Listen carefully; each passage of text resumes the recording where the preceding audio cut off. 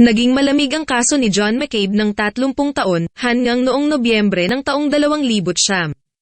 Nagkaroon ang maliit na pagsasama-sama ang magkakaibigan na sila Jack, malapit na kaibigan ni John McCabe, at nangakong tutulong sa paglutas na kaso mula nang mangyari ito.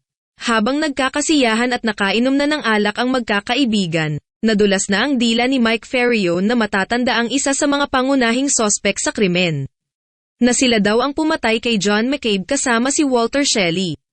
At ang impormasyong ito ay ipinasa ni Jack sa ama ni John na si Bill. Tinanong ni Jack bakit pinatay nila si John. Ang sagot ni Mike ay dahil nagseselos daw si Walter Shelley kay John McCabe.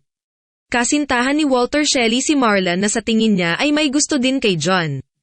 Nagulat ang ama ni John sa impormasyon at agad na tumawag sa mga pulis upang hilingin na imbestigahan ang mga taong nabanggit ni Jack na sangkot sa pagpatay sa kanyang anak. Ngunit bumilang pa ng 4 na taon bago magsimula ulit ang imbestigasyon mula nung taong 2009, taong 2003 nakausap nila si Mike Ferriero at itinanggi ang krimen. At wala pa ding matibay na ebidensya ang mga pulis kaya naging malamig na naman ang kaso ni John McCabe. Enero ng taong 2007 pagkatapos ng 37 years sa nangyaring krimen, nagkaroon ng bagong district attorney ang Tewksbury, Massachusetts, si Jerry Leone. At muling binuksan ni Jerry ang kaso at masusing binasa ang mga dokumento tungkol sa kaso ni John McCabe. Bumalik sila kay Mike Ferriero upang kumpirmahin ang mga impormasyon.